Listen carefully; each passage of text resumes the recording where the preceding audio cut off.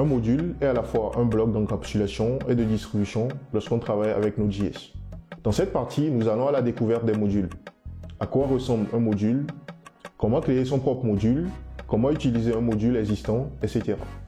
Au moment où je fais cette vidéo, Node.js fonctionne avec deux systèmes de modules, à savoir le CommonJS et le ESM module. CommonJS qui est un système de modules propre à Node.js et ESModule qui est le module natif de JavaScript depuis sa version ES6. Dans cette première partie, nous nous focaliserons essentiellement sur le CommonJS. Mais avant cela, nous ferons une petite historique sur les systèmes de modules en JavaScript.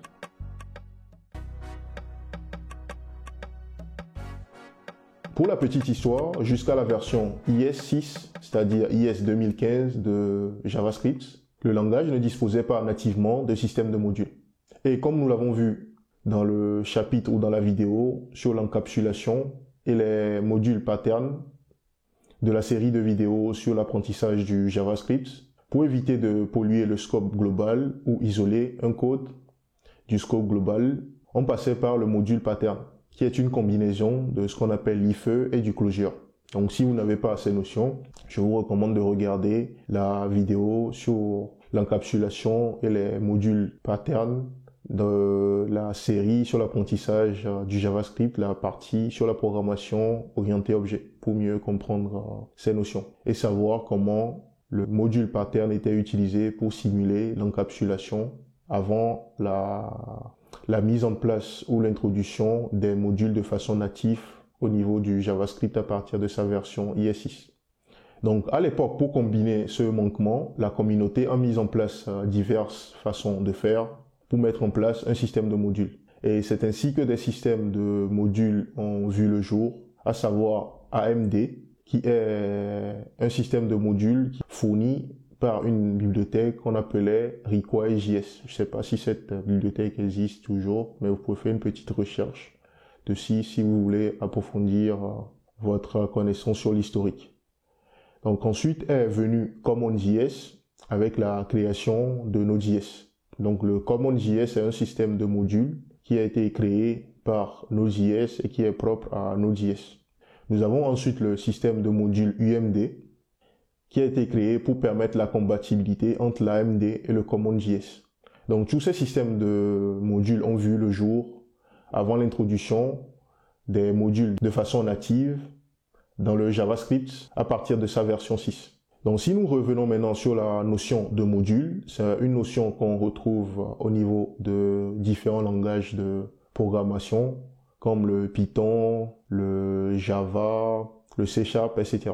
Donc un module, c'est juste un bloc d'encapsulation, c'est-à-dire un ensemble de fonctions, de classes ou de fonctionnalités regroupées dans un fichier JavaScript, vu que nous parlons de Node.js, donc du JavaScript, et qui peuvent être importés dans un autre module ou dans une application et être utilisés comme une bibliothèque pour réaliser une tâche particulière ou répondre à un besoin spécifique. Donc dans la pratique, un module JavaScript n'est rien d'autre qu'un fichier JavaScript qui permet de regrouper un certain nombre de fonctionnalités. Donc dans la pratique, il s'agit d'un simple fichier JavaScript, mais qui dispose de certaines particularités que nous verrons par la suite.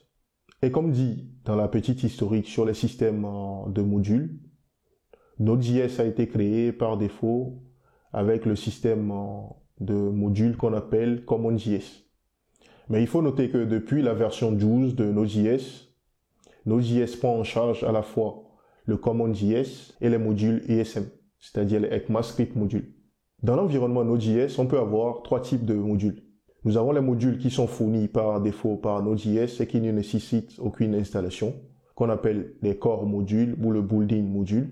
Et comme exemple, nous pourrons citer le module FS qui permet de réaliser la gestion des manipulations au niveau de notre système de fichiers. Nous avons le module HTTP qui permet, comme son nom l'indique, de réaliser des tâches liées au HTTP. Nous avons le module Events, le module Path, Utile, etc. Donc nous passerons en revue plus tard dans des vidéos dédiées à certains de ces modules natifs ou des modules fournis par défaut par Node.js. On peut également avoir des local modules, qui sont des modules développés par nous-mêmes. Et on peut également avoir des third-party modules, qui sont des modules que nous installons depuis NPM et qui sont stockés dans un dossier Node module, comme nous le verrons par la suite. Pour la pratique, nous allons utiliser le projet que nous avons créé lors de la vidéo précédente. Donc, il s'agit d'un projet contenant un fichier package.json qui décrit un peu notre projet, de scripts qui permettent de lancer un fichier index que nous avons ici. Et ce que nous avons fait dans la vidéo précédente, c'était juste de créer une fonction et de l'utiliser pour réaliser un simple affichage. Et l'idée, c'était juste de tester que notre environnement fonctionnait bien et de voir comment démarrer un projet Node. Donc, ce que nous allons faire dans cette partie, c'est qu'on va réutiliser ce projet pour pouvoir pratiquer sur la création des modules, importation, exportation et tout. Donc, une chose importante à noter, de façon générale, au niveau des systèmes de modules ou au niveau des modules, la première particularité d'un module, c'est juste que c'est un simple fichier JavaScript. Et la deuxième particularité qui en fait un module, c'est que soit ce fichier importe des fonctionnalités provenant d'un module, c'est-à-dire importe un module pour utiliser ces fonctionnalités, ou soit il exporte des fonctionnalités à l'extérieur pour que d'autres modules ou d'autres fichiers ou d'autres parties du code utilisent ces fonctionnalités. Donc, c'est l'import ou l'export de fonctionnalités qui en font un module. Donc, nous devons savoir, dans ce cas, comment importer des modules et comment exporter des fonctionnalités au niveau d'un module pour pouvoir créer des modules personnalisés. Donc, ce que nous allons faire dans notre cas, nous allons voir dans un premier temps comment importer un module core, c'est-à-dire un module fourni par défaut par l'environnement Node.js. Donc, nous allons changer un peu le contenu de notre projet ici. Donc, supposons ici que je change tout ça. Je vais mettre plutôt tout ça en commentaire au début. Nous allons réutiliser tout cela par la suite. Donc, nous allons ici importer un module natif pour pouvoir voir comment on réalise l'importation d'un fichier et l'importation d'un module. Donc, au niveau du common.js, qui est le système de modules fourni par défaut par Node.js, pour importer un fichier, on utilise require comme ça, de cette façon. Donc, on fait un require, on lui passe en paramètre le nom du module que nous souhaitons importer.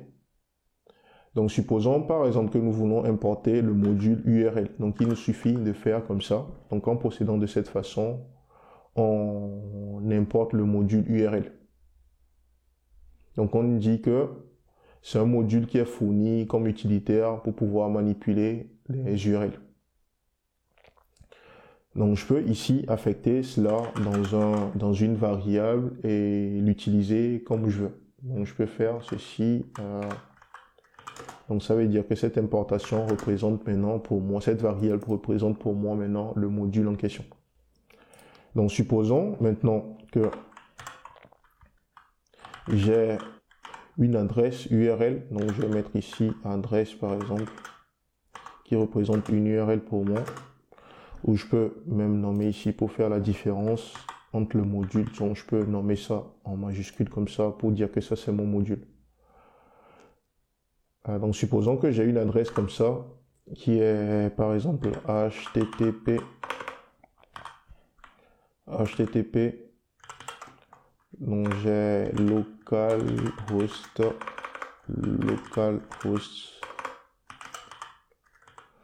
J'ai 3000 ici. Que j'ai par exemple /API /users par exemple que j'ai ceci. Donc c'est un exemple d'URL que j'essaie de donner. Donc je mets par exemple order. Je vais mettre juste order one comme ça. Donc j'ai une URL ici. Et là, j'ai réalisé l'importation d'un module natif, vu que j'ai pas réalisé jusque-là d'installation. Donc ça, c'est un module qui est disponible directement dans Node.js ou qui nous est fourni par l'environnement d'exécution. Donc pour pouvoir utiliser ce module, je l'importe en utilisant le require, et je peux après l'utiliser comme je veux. Donc supposons maintenant que je veuille utiliser ce module pour parser par exemple l'URL que je viens de saisir ici, l'adresse URL. Ce que je peux faire ici, donc je fais, je vais nommer ça parse data. C'est juste un exemple. Donc je prends l'URL, c'est-à-dire le module ici, je récupère la partie que je veux, la fonctionnalité. Je lui passe ici mon adresse que je viens de créer. Donc on va juste voir à quoi ressemble ceci. Donc je lance ici mon node index. Donc on voit que ici j'ai des détails. J'ai l'URL que je viens de mettre ici qui est parsé en utilisant le module, cette fonction du module que je viens d'importer. Et ceci me donne accès à ceci, à ce résultat que j'ai ici, qui est une URL. Donc on voit ici par exemple que en parsant la donnée, j'ai le protocole qui m'est indiqué, j'ai le host qui m'est indiqué, le port en question, le hostname, etc. Donc j'ai même les query paramètres, les paths après l'URL, le path name, le path complet, et l'URL complète qui est ici. Donc l'idée derrière ce que j'ai fait ici, c'est juste de montrer que c'est de cette façon qu'on peut importer un module. Donc nous avons fait juste un require sur un module de type natif, ou boolean module ou core module. Nous l'avons importé, nous l'avons utilisé. Donc c'est une façon d'importer un module. Donc au niveau à partir de la version, je crois, 18 de Node, pour différencier l'importation d'un module natif d'un module que nous avons installé, on peut utiliser également cette notation. Donc si je réexécute le code, on va voir qu'on aura toujours le même résultat. Donc on peut utiliser cette notation pour indiquer que nous importons un module natif. Donc c'est de cette façon qu'on réalise l'import. Maintenant, nous allons voir comment créer avec cette connaissance, nous pouvons maintenant créer un module par nous-mêmes et réaliser son import en utilisant cette façon de faire. Donc je peux enlever tout ceci et ramener notre code initial. Donc je réexécute juste le code pour vérifier que tout marche bien. Donc on a le résultat escompté. Donc supposons maintenant que notre intention c'est de créer un module qui va contenir des fonctionnalités de calcul mathématique, c'est-à-dire des fonctions utilitaires permettant de faire des calculs mathématiques, comme la somme que nous avons ici. Donc supposons que nous voulons créer un module. Pour faire cela, donc on va créer le module. Donc on a dit qu'un module c'est un simple fichier JavaScript. Donc on peut nommer notre module par exemple matlib.js. Donc on vient de créer un fichier. Et dans ce module mat.lib, supposons que nous allons déplacer cette fonction afin de pouvoir l'utiliser comme utilitaire. Donc si nous procédons de cette façon par défaut et que je viens dans mon fichier ici, que je fais require de mon module.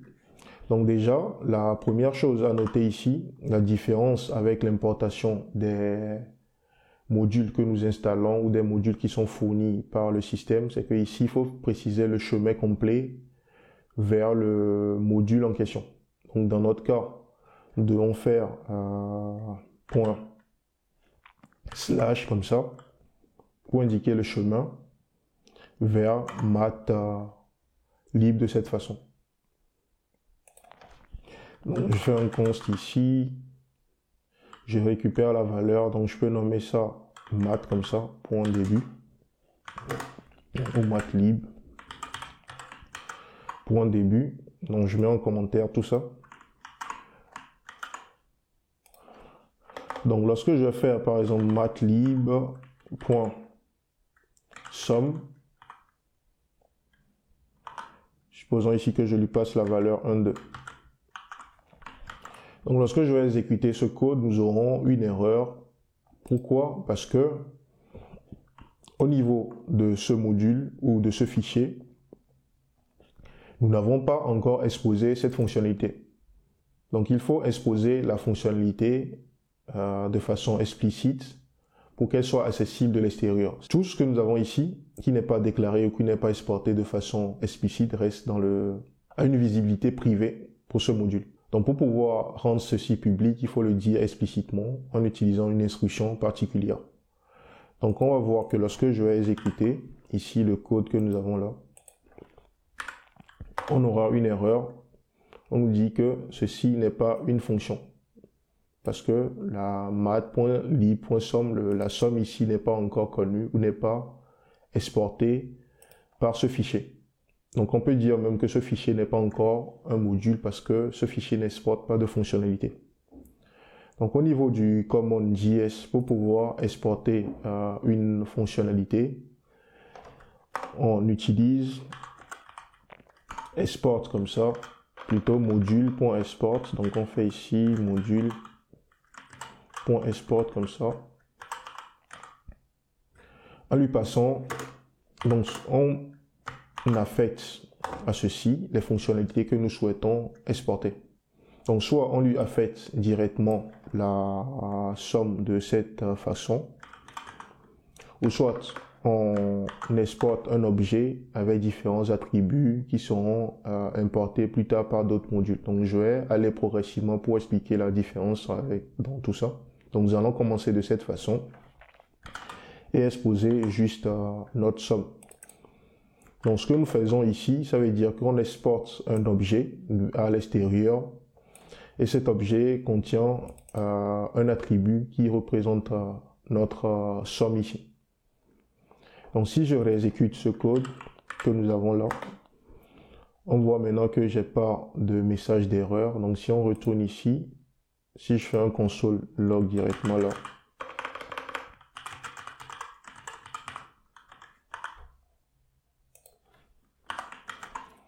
que j'exécute le code, on s'attend à voir la valeur 3.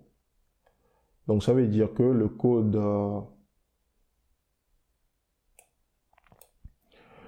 que nous avons ici marche actuellement. Donc si je reprends un peu l'explication, donc la première chose que nous avons fait, nous avons créé un fichier qui va représenter notre module. Et lorsqu'on crée un fichier, quel que soit le code que nous mettons à l'intérieur, si le code ou la fonctionnalité n'est pas exposée de façon explicite, elle ne sera pas accessible à l'extérieur. Donc tout ce qui est ici se trouve par défaut dans le scope privé de notre fichier ou de notre module. Donc pour pouvoir rendre une fonctionnalité accessible à l'extérieur, il faut l'exporter explicitement en utilisant module.export auquel on affecte la fonctionnalité que nous souhaitons rendre accessible à l'extérieur. Donc une fois ceci effectué, on peut après importer le module en question en utilisant le require de cette façon, qui nous donne accès à l'objet ou à ce qui est exposé. Et ensuite, nous pouvons utiliser les fonctionnalités que nous voulons sur le module.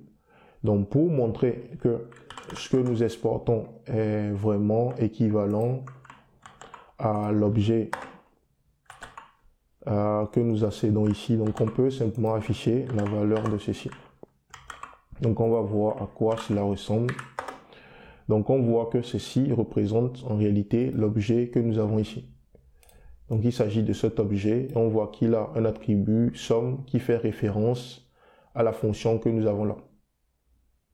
Donc de cette façon, avec cette compréhension, on peut même changer la façon dont cette fonction est nommée à l'extérieur. C'est-à-dire que malgré que notre fonction est somme ici, on peut dire qu'à l'extérieur, notre fonction sera nommée comme ça. Donc on peut faire ceci.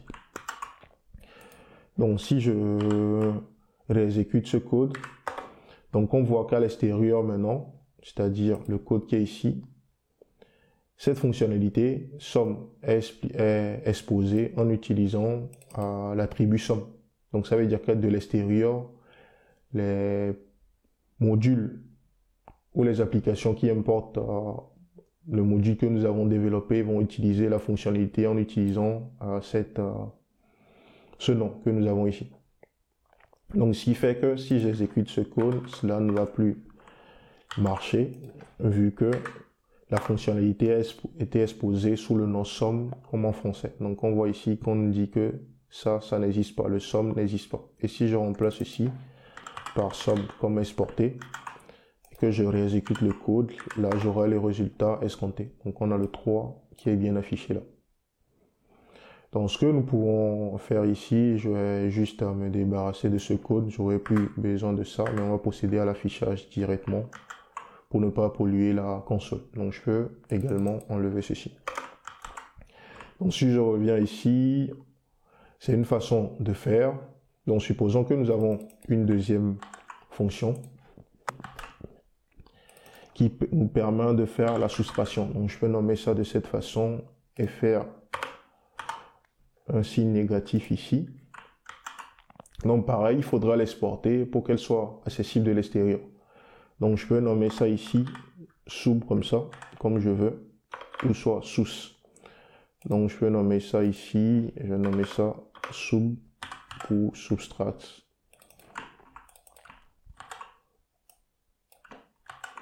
Donc, ça veut dire que j'exporte cette fonctionnalité à l'extérieur avec cet attribut ou ce nom.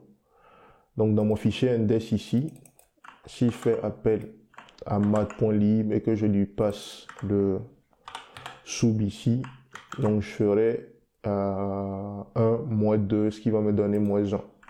Donc, je m'attends à avoir le bon résultat qui est la valeur ici. Donc, c'est de cette façon qu'on peut créer également un module personnalisé. Et autour des modules, il existe différentes façons de réaliser les importations des modules que nous allons voir maintenant. Donc ici, on va remarquer que lors de l'importation, après importation du module de cette façon, je suis obligé de répéter à chaque fois les noms et faire point la fonctionnalité. Et nous avons vu tout à l'heure que, vu que le module a été exporté comme un objet, nous pouvons ici, au lieu de chaque fois répéter les noms, utiliser la déstructuration pour récupérer certaines parties des fonctionnalités que nous voulons. Donc, au lieu d'écrire ceci à chaque fois, on aurait simplement fait ceci. Donc, j'aurais simplement fait ceci et mis somme ici et puis sub ici. Donc, en procédant de cette façon, j'ai utilisé la déstructuration et ça me permet d'être moins verbeux. Donc, on voit que tout fonctionne bien comme avant et que je récupère mon module de la même façon et que je récupère mes fonctionnalités de la même façon que je les récupérais et que j'utilise toujours mes fonctionnalités comme avant, mes fonctions comme avant. Donc, c'est une seconde façon de réaliser l'importation. Si nous revenons maintenant à notre module ici, donc nous avons vu déjà comment importer un module en utilisant le require, comment exporter certaines fonctionnalités, mais je disais que il y a différentes façons d'exporter les fonctionnalités d'un module ou des fonctionnalités à partir d'un module. Donc la façon recommandée, c'est celle-ci, c'est-à-dire d'exposer un objet avec certains attributs qui représentent les différentes fonctionnalités que nous souhaitons exporter. Mais une deuxième façon de faire, c'est d'affecter. On aurait pu, par exemple, faire ceci directement et affecter cela. Supposons que nous avons plusieurs fonctionnalités et que nous avons une seule fonctionnalité que nous voulons exporter à l'extérieur. Donc, on peut se dire ici que, supposons que nous voulons exporter seulement la fonctionnalité de soustraction. Donc, on aurait pu faire comme ça. Donc, en procédant de cette façon, notre module ne représente plus un objet, mais ça représente juste une fonction. Donc, ça veut dire que à l'utilisation, nous ne pourrons plus procéder comme nous l'avons fait tout à l'heure, mais nous devrons procéder autrement. Donc, ça veut dire qu'on aurait quelque chose comme ça. Donc ici, ça veut dire que ça représente pour nous le sub. Et après, on peut utiliser le sub comme nous voulons ici. Donc si j'exécute, on va voir que tout va marcher normalement. Mais là où j'aimerais attirer votre attention ici, vu que c'est un seul élément qui est exporté comme fonctionnalité, nous ne sommes pas obligés d'utiliser le même nom ici. Donc je peux nommer ça Toto. Et cela sera toujours, cela va toujours fonctionner ici. Parce que ceci, c'est comme si tout ceci représentait pour nous, tout ceci était remplacé par la valeur que nous avons ici. Donc c'est une simple fonction. Et là, c'est plus un objet. Donc c'est la seule différence qu'il faut faire. Donc ici, c'est comme si on était dans un cas d'exportation de valeur par défaut. Donc ça veut dire que lorsque le module sera importé, il s'agit de ceci, de cette fonction, dans ce cas, qui sera importée. D'où cette façon de l'utiliser. Donc on n'est pas obligé de respecter, dans ce cas, de mettre sub ou d'utiliser le même nom de fonction comme nous l'avons depuis le module. Donc c'est une deuxième façon d'exporter des fonctionnalités. Mais procéder de cette façon, l'avantage de cette façon de faire, c'est que supposons que nous avons aujourd'hui une seule fonctionnalité que nous voulons exposer et que nous procédons de cette façon, comme ça. Donc demain, si nous avons une autre fonctionnalité à exposer, on va juste ajouter ça comme nouvelle clé dans le tableau ici. De cette façon, au lieu de casser la compatibilité qu'on avait initialement ici. Parce que ici, ça veut dire que toutes les personnes qui utilisaient notre librairie avant sont obligées de changer cela par quelque chose comme ça.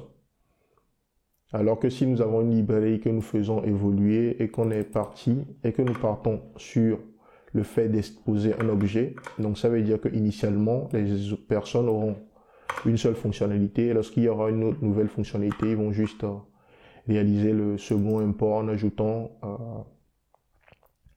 un nouvel attribut pour récupérer la nouvelle fonctionnalité et l'utiliser. Donc c'est l'un des avantages de partir sur cette façon de faire ou sur cette syntaxe. Donc une dernière chose également à savoir, c'est que lors de l'import d'un module, même si nous avons plusieurs importations qui se répètent, donc supposons que nous faisons ceci. Supposons que je fasse une ligne d'importation comme ça et une seconde ligne d'importation comme ça. Ce qu'il faut savoir ici, c'est que c'est seulement la première importation du module qui fait que le module est chargé. Et l'implication de cela, c'est que le module ne sera pas exécuté plusieurs fois, son contenu ne sera pas exécuté plusieurs fois, mais son contenu sera exécuté ou chargé une seule fois et sera mis en cache. Donc après, lorsque nous allons refaire d'autres importations, comme ça, cela n'aura pas d'effet. Mais c'est la première importation que nous avons, l'importation initiale qui sera toujours utilisée. Donc c'est quelque chose qu'il faut également prendre en compte. Donc si on fait plusieurs require, c'est le premier qui est pris en compte et mis en cache et réutilisé plus tard. Donc derrière, c'est parce que Node.js essaie de créer un objet pour réaliser le caching et réaliser des mappings entre des attributs et le module chargé. Donc voilà, de façon générale, ce que j'avais à partager avec vous pour cette vidéo. Donc pour résumer, nous avons d'abord vu comment créer ce que c'est qu'un module.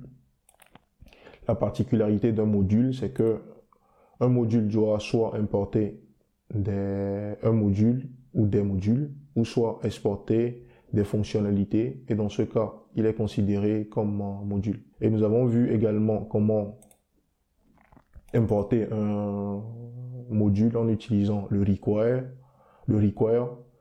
et comment exporter une fonctionnalité au niveau d'un module ou exposer une fonctionnalité en utilisant le module .export. Nous avons également vu qu'il y a deux façons de réaliser les importations de modules. Donc pour les modules que nous créons nous-mêmes, donc on utilise le chemin d'accès au module pour pouvoir réaliser l'importation. Et pour les modules natifs, on utilise Node comme ça, suivi du nom du module pour faire la différence, comme nous le verrons plus tard, avec des modules qui seront importés. Donc ceci revient à la même chose, mais pour mettre la différence entre ceci et un module qui sera importé, on fait précéder le nom du module par Node : Donc j'espère que vous avez appris quelque chose à travers cette vidéo. Si c'est le cas, n'hésitez pas à la liker. Et si vous souhaitez revoir d'autres vidéos comme celle-ci sur des sujets en rapport avec le développement web, alors n'hésitez pas à souscrire à la chaîne et à activer la notification. Je vous donne rendez-vous chaque jeudi pour de nouvelles vidéos.